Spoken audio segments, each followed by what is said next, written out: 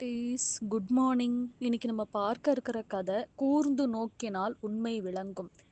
இந்த கதை ரொம்ப ரொம்ப ரொம்ப சுவாரஸ்யமான கதையா இருக்கு. நீதி கதைகள் பகுதி 9 இது. இந்த கதையில என்னன்னா, ஒரு சிறுவன் ஒருத்தர் இருக்காரு. அவர் என்னன்னா, ஒரு தொழுகை செய்ற இடத்துல இருக்காரு. அங்க இருக்கும்போது மாதா கோவில். அந்த மாதா கோவில் ரொம்ப ரொம்ப அற்புதமான, அருமையான கோவில். இத்தாலி நாட்ல அது அமைஞ்சிருக்கு.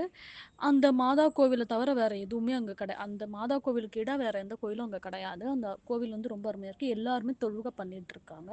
இந்த சிறுவனும் எல்லாரும் தொழுகையில தன்னை ஈடுபடுத்துறதுக்கு முயற்சி பண்ணிட்டு இருக்காங்க. இவரோட வயசு ஒத்த சிறுவர்கள்லாம். ஆனா இவர் ரொம்ப முழு மனசோட தொழுகை பண்ணிட்டு இருக்காரு. அது மட்டும் இல்லாம அவர் சுத்தி இருக்கிற விஷயங்கள கூர்ந்து கவனிக்கிறாரு. ஒரு விளக்கு ஒண்ணு இருக்கு. இந்த விளக்கு அ எப்படி ஊசலாடுது, வேகமா ஊசலாடுதா, வந்து குறைவான நேரத்துல அ ச நீண்ட தூரம் குறைவான தூரத்துக்கு போயிட்டு வருது. நெறைய இன்னும் மிகுதியான நேரம் இருக்குன்னா, அப்போ அந்த விளக்கானது நீண்ட தூரத்துக்கு போயிட்டு வருது.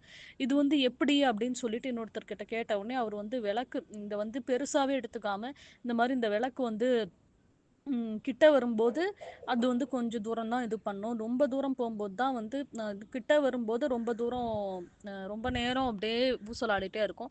ஆனா தூரமா போம்போது, இன்னும் கொஞ்சம் கம்மியான நேரத்தில இதுவாகும் அப்படின்னு சொல்லிட்டு சொல்றாரு. அந்த காத்தோட வேகத்துக்கு ஏத்தா மாரி தான் விளக்கோட ஊசலாட்டம் இருக்கும் அப்படின்ற மாரி. ஆனா இந்த சிறுவரால அத ஏத்துக்க முடியல. அவரு சிந்திச்சுக்கிட்டே இருக்காரு. தன்னோட சிந்தனைய அந்த விளக்கோட இதுலயே வச்சிருக்காரு. அங்க இருக்க வேலைப்பாடுகள் அமைந்த ஓவியங்கள், சிற்பங்கள் அது எல்லாத்தையும் பார்த்து அவர் வியந்துட்டு இருக்காரு. அவருக்கு ரொம்ப மகிழ்ச்சியா இருக்கு. அதுக்கப்புறமா அவர் என்ன பண்றாரு அப்டின்னா, அவர் இத பத்தியே யோசிச்சு, சிந்திச்சு இத பத்தி ஒரு ஆராய்ச்சி பண்ணணும் அப்டின்னு சொல்லிட்டு அவர் நினைக்கிறாரு. அவர் வேற யாருமே இல்ல. கலீலியோ. கலீலியோ மட்டும் இல்லன்னா கலீலியோவ தெரியாதவங்களே கிடையாது. கலீலியோ எவ்வளோ ஒரு அற்புதமானவரு அப்டின்னு நமக்கு நல்லா தெரியும். அது மட்டும் இல்லாம சூரியன தான் பூமி சுத்தி வருது அப்படின்றத அவரு சொல்லியிருக்காரு. பூமி சூரியன் தான் பூமிய சுத்தி வருது. பூமி அப்படின்ற மாரி இவன உண்மைகளெல்லாம் கண்டுபிடிச்சவர் தான் இந்த கலீலியோ. கலீலியோ ரொம்ப ரொம்ப ஒரு அற்புதமான ஒருத்தரு. இந்த மாரி இவரோட வயசு ஒத்த சிறுவர்கள்லாம் அவங்களால ஒரு தொழுகையில அவங்களால முழு மனசு செலுத்த முடியல. ஆனா இவரு அதுலயும் முழு மனச செலுத்தி சுத்தி நடக்கிற விஷயங்கள கூர்ந்து கவனிக்கிறாரு. நம்ம எப்பவுமே ஒரு சிந்தனை அப்படின்னு பண்ணோம்னா, நம்ம அந்த சிந்தனை நமக்கு பயனுள்ளதா இருக்கணும். இப்ப நம்ம ஒரு புக் படிக்கிறோம், இல்ல ஏதோ ஒரு படிப்பு படிக்கிறோம்னா, படிச்சுக்கிட்டு இருக்கோம் ஸ்கூல்லயன்னா, நம்ம அடுத்து என்ன பண்ண போறோம் அப்படின்றத பத்தின சிந்தனை நமக்கு இப்ப ரொம்ப முக்கியம்.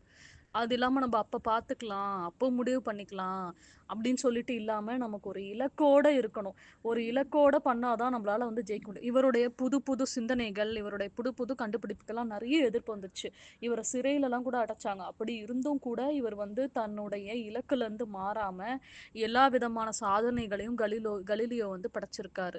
ஓகே குட்டீஸ், இதுதான் இன்னைக்கான கதை.